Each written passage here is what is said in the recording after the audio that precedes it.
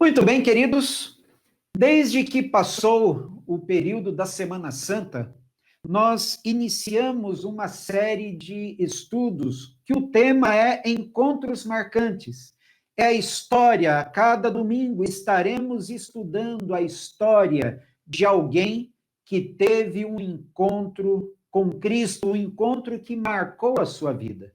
E é importante nós conhecermos essas histórias, porque da mesma forma que foi marcante para eles, o encontro com Cristo será marcante para nós também. E eu já disse e repito, e creio que vou repetir outras vezes ainda, que é impossível alguém ter um verdadeiro encontro com Cristo e permanecer sendo a mesma pessoa. Todo aquele que tem algum encontro com Jesus, não importa qual a decisão que tomou, se a decisão de segui-lo ou a decisão de rejeitá-lo, não importa qual a decisão, mas a vida da pessoa que teve um encontro com Cristo nunca mais será a mesma. E eu quero convidar você a ter esse encontro com Jesus. E nesta ocasião, nós vamos estudar mais um detalhe, mais uma história, mais uma pessoa que teve um encontro com Cristo, um encontro que foi marcante. Pegue a sua Bíblia, a minha está bem aqui.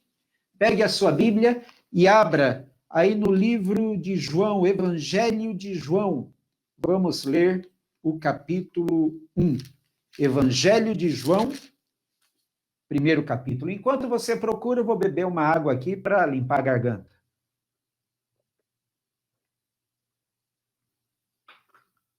Muito bem. Já achou aí? Então, vamos ler o verso 29. 1 João capítulo 1, verso 29 nos diz: No dia seguinte, viu João a Jesus que vinha para ele e disse: Eis o Cordeiro de Deus que tira o pecado do mundo. Nós lemos esse texto aqui no livro de João, e o verso está falando de João também, só que é bom deixar bem claro que são Joões ou Joões diferentes. Quem escreveu o Evangelho de João é João, o discípulo amado. Mas este João que está sendo mencionado aqui no verso 29 é o primo de Jesus, conhecido também como João Batista.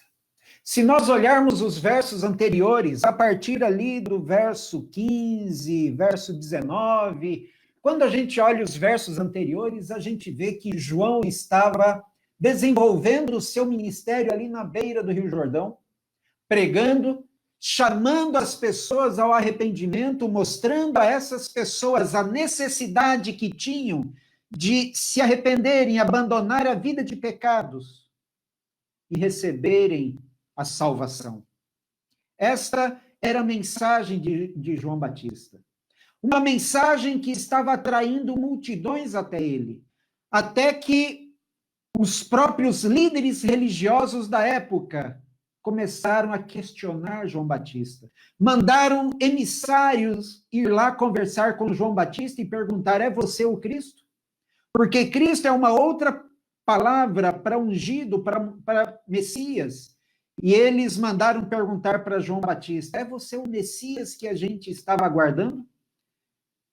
João, ele teve a oportunidade de chamar para si aquela missão, aquela função de ser o Messias. Outros antes dele já haviam declarado ser o Messias e iniciaram revoltas ali no povo judeu para libertarem-se do jugo romano. João Batista poderia ter aproveitado aquela multidão ao redor dele e clamado e dito: sim, sou eu sou o Messias, eu sou o ungido, eu sou o libertador, vamos começar um movimento. Mas João Batista, ele tinha consciência do chamado que Deus fizera para ele. Deus chamara João Batista para ser aquela voz que clamava no deserto, anunciando a chegada do verdadeiro Messias, anunciando a brevidade do momento do encontro com aquele que há tanto tempo vinha sendo aguardado. João Batista tinha consciência de que a missão dele era simplesmente preparar o caminho para aquele maior do que ele que viria logo depois. E ele rechaça os emissários e diz: não, eu não sou o Cristo. Eu não sou esse que vocês estão procurando, mas eu conheço aquele que é o Cristo. E então, depois disso, é que chega o verso 29, onde diz que no dia seguinte, viu Jesus chegando e disse: olha ali, este é o Cordeiro de Deus que tira o pecado do mundo. Agora, queridos, Cordeiro de Deus que tira o pecado do mundo. Por que que João usou essa expressão?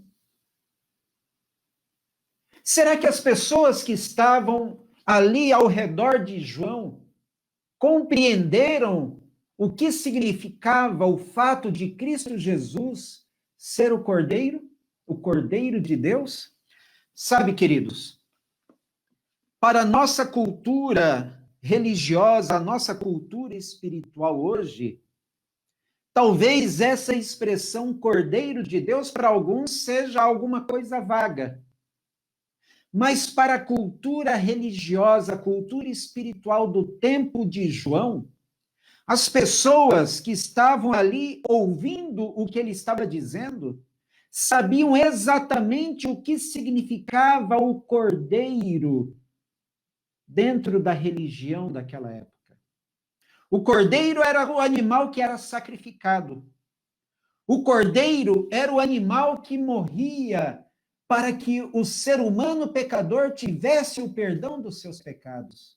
E então agora João diz: vocês creem que o pecado de vocês pode ser perdoado quando um cordeiro é sacrificado? Eu quero apresentar para vocês o verdadeiro cordeiro, o Cordeiro de Deus, o único que tira o pecado do mundo. Sabe, queridos, não é esse o nosso tema nesta noite, mas é bom apenas deixar claro que aqueles cordeirinhos que eram sacrificados, eles não perdoavam o pecado de ninguém. Não era o fato daqueles cordeirinhos morrerem que trazia o perdão para os pecados do povo naquela época. Até porque seria muito simples acabarmos com o pecado, bastava matarmos os cordeiros, mas não. Cada vez que um cordeiro era sacrificado, o adorador que levava o cordeiro ao sacrifício, ele estava dizendo: eu creio pela fé. Eu creio que um dia lá no futuro, o verdadeiro Cordeiro de Deus virá e morrerá por mim. A cada sacrifício que era feito desde tempos imemoriais, cada cordeirinho que morria, cada animal que era sacrificado, estava servindo de um lembrete de que um dia no futuro o verdadeiro cordeiro viria. E agora João olha para as pessoas que estão ao redor dele e diz: vocês há muito tempo estavam esperando o cordeiro, o verdadeiro cordeiro, o cordeiro que tira o pecado do mundo, e eu quero apresentá-lo para vocês. É esse que está chegando agora. Eu fico às vezes imaginando a emoção de João de estar perante Cristo, tendo consciência de que ele era o Salvador há muito tempo aguardado. Muitos outros estiveram na presença de Cristo também, mas não tinham essa consciência, tanto é que Jesus foi morto.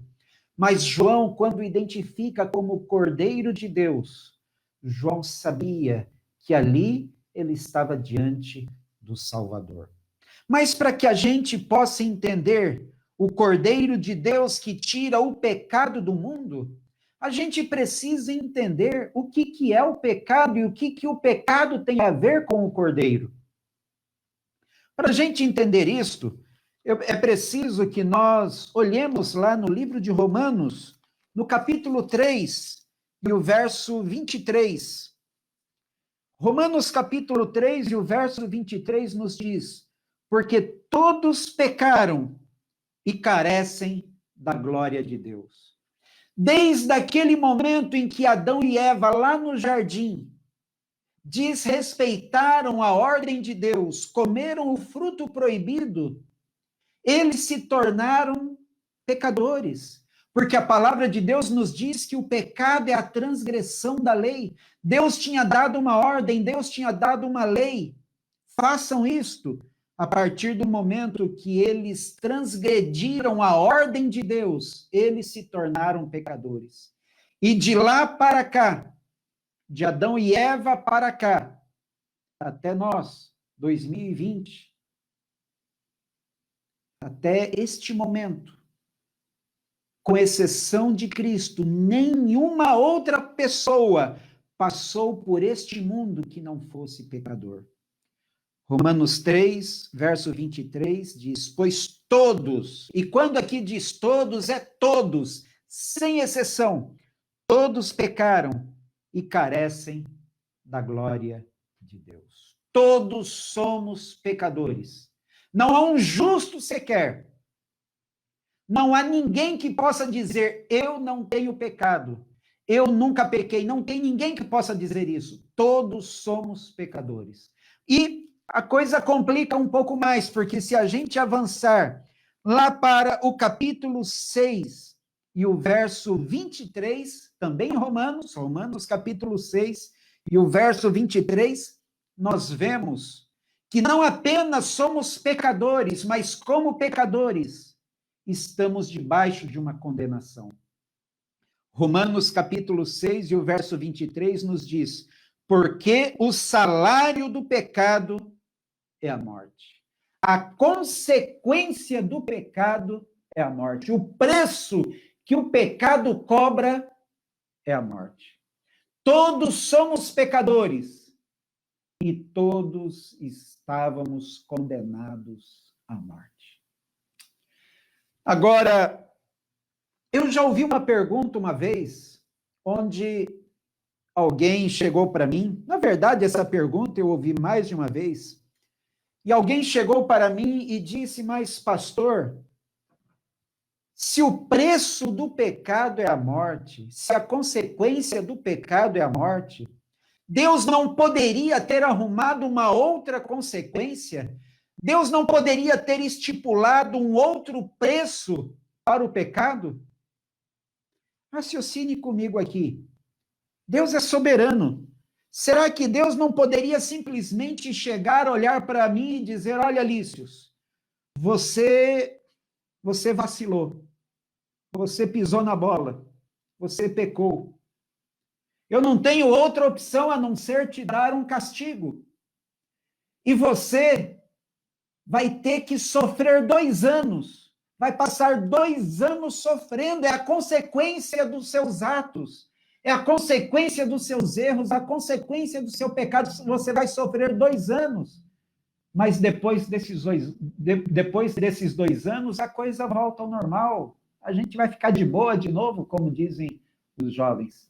Será que Deus não poderia ter feito isto? Será que o fato de dizer que o salário, a consequência do pecado é a morte, não é assim um gesto muito radical de Deus? Não, queridos. Não é um gesto radical de Deus. Primeira coisa, é bom a gente lembrar que o fato da Bíblia estar dizendo que o salário do pecado é a morte, a consequência do pecado é a morte, em nenhum momento está dizendo que a morte é um castigo de Deus para nós pelos pecados que nós cometemos. Deus não precisa castigar os seus filhos. Que pai que ama os seus filhos vai castigá-lo se pode existir uma outra opção? Eu me lembro dos nossos filhos quando eram pequenos, às vezes aprontavam alguma arte. Não vou aqui entrar em detalhes, porque agora eles já são grandes, eles podem puxar minha orelha também se eu falar muita coisa, mas eles, às vezes, aprontavam as deles, coisas de criança, é verdade. Mas Tínhamos regras, e se essas regras eram quebradas, haviam consequências. As consequências éramos nós, pai e mãe, que escolhíamos antes e já deixávamos claro para eles: se fizer isso, vai acontecer isso, se fizer aquilo, vai acontecer aquilo. Eram consequências das escolhas erradas que eles fizeram. Mas, se eu, como pai, se a minha esposa, como mãe, tivéssemos outras opções que fossem mais suaves e que cumprissem aquela resolução que, como família, havíamos adotado, sem dúvida alguma, nós optaríamos por aquela solução mais simples. Podemos ter a certeza que, se houvesse uma solução mais simples, Deus adotaria. Mas o fato da morte ser o preço para o nosso pecado, o fato da morte ser a consequência para o nosso pecado, não tem a ver com as escolhas de Deus, tem a ver com as nossas escolhas. Quer ver? Abra a sua Bíblia no livro de Isaías. Isaías, capítulo 58. Você vai ver um texto interessante aqui. Isaías, capítulo 58.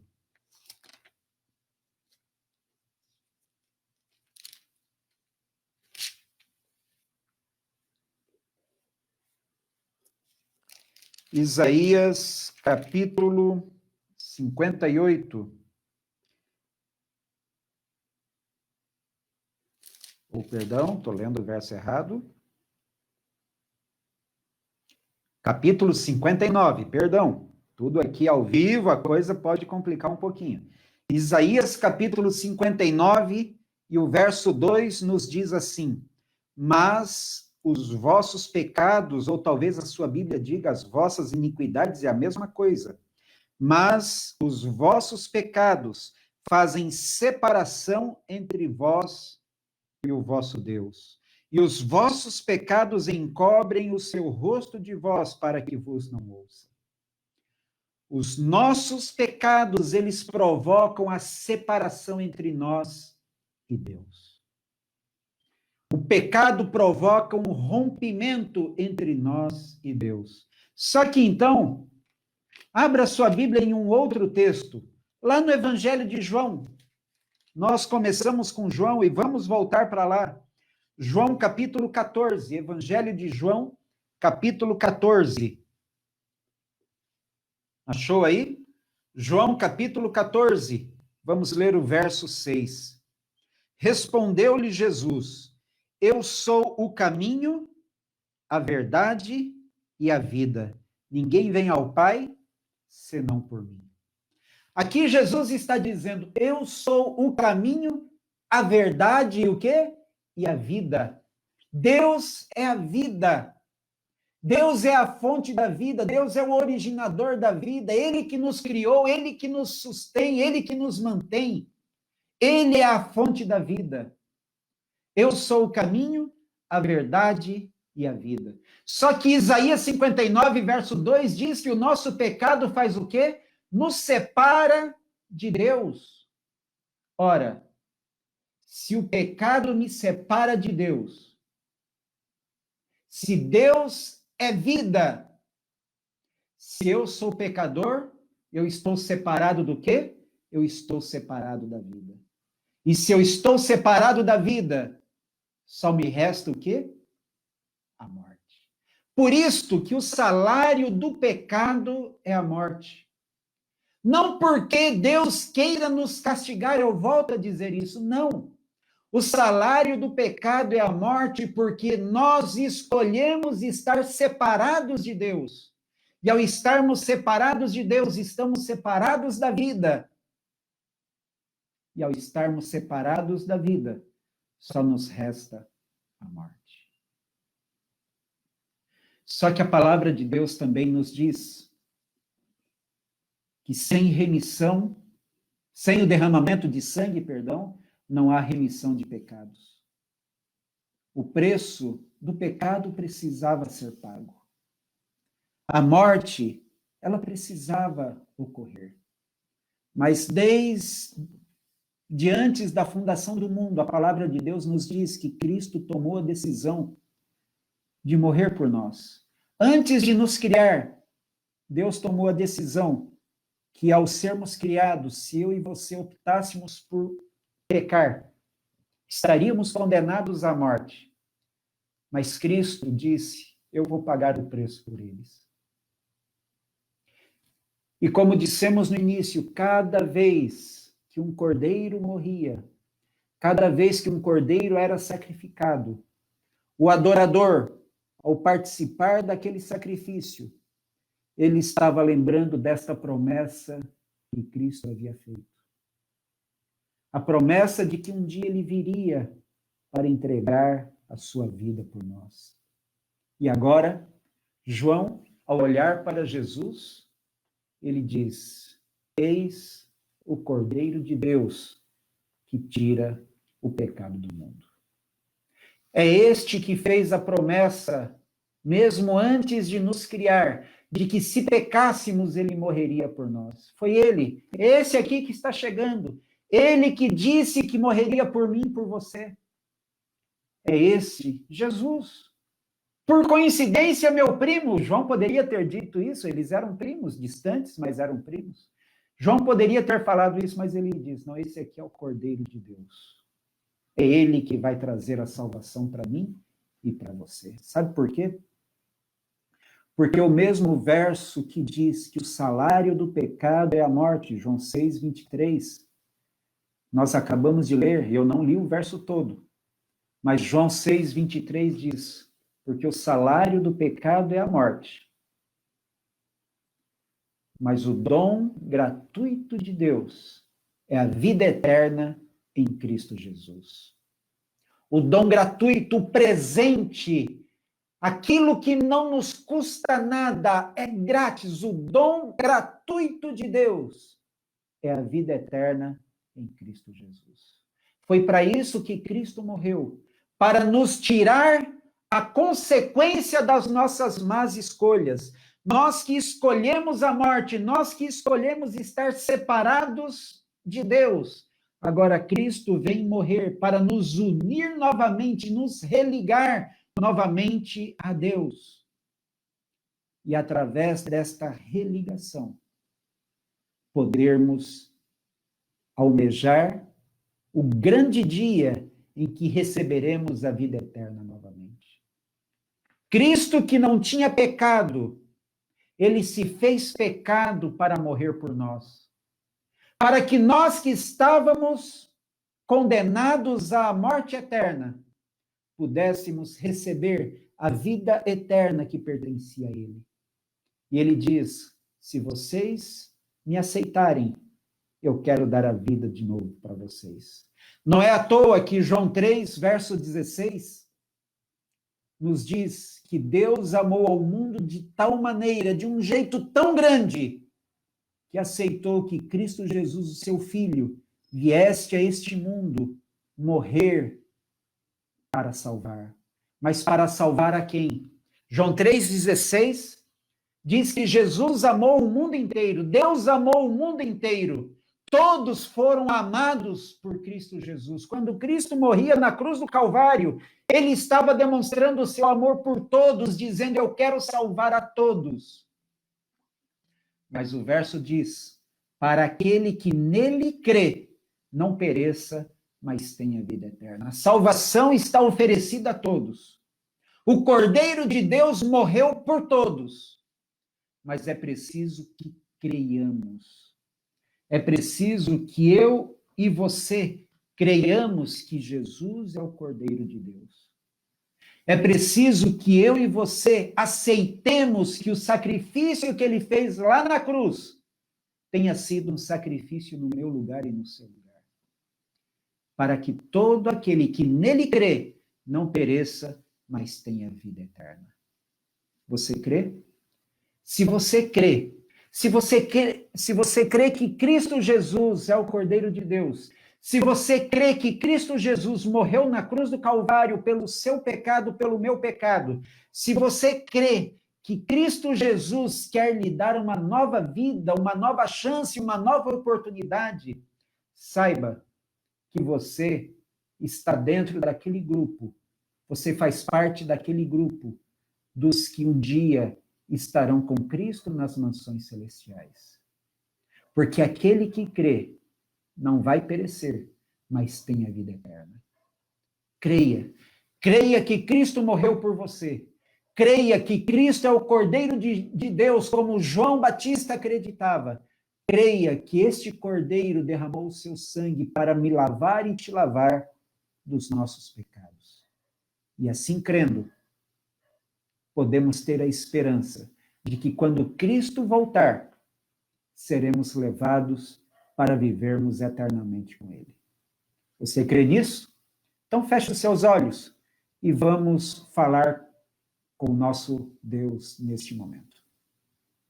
Senhor, nosso Deus e nosso Pai, muito obrigado pela mensagem de salvação que a Tua palavra nos traz. Muito obrigado, Pai, porque mesmo sem merecermos, Cristo Jesus tomou o nosso lugar na cruz. Fomos nós que escolhemos a morte, Pai. Fomos nós que nos tornamos rebeldes. Fomos nós que escolhemos pecar. Mas agradecemos. Agradecemos sinceramente pelo fato de Cristo Jesus ter derramado o seu sangue por nós. E agora, Pai, pedimos que nos perdoe. Não porque merecemos, mas perdoe-nos pelos méritos do sangue de Cristo Jesus. E nos aceite novamente ao teu lado, porque queremos estar ligados a ti, queremos estar ligados à vida e queremos um dia estar por toda a eternidade contigo. Nos abençoe, Pai. Esteja com cada um de nós. Estamos diante de uma semana que para nós é desconhecida. Estamos atravessando momentos muito difíceis na nossa nação. Eu não sei quem é que está me ouvindo do outro lado, mas tu sabe, Pai. Tu conheces cada um dos teus filhos que está ouvindo esta oração e ouviu esta mensagem até agora. E tu conheces os seus problemas, suas lutas, as provações que estão enfrentando. Tu sabes, Pai, quais os milagres que os teus filhos estão precisando. E se for para a tua honra e para a tua glória, Pai, se for de acordo com a tua vontade, realize os teus milagres no meio do teu povo. Pedimos que nos abençoe a todos. É o que pedimos no nome de Cristo Jesus. Amém.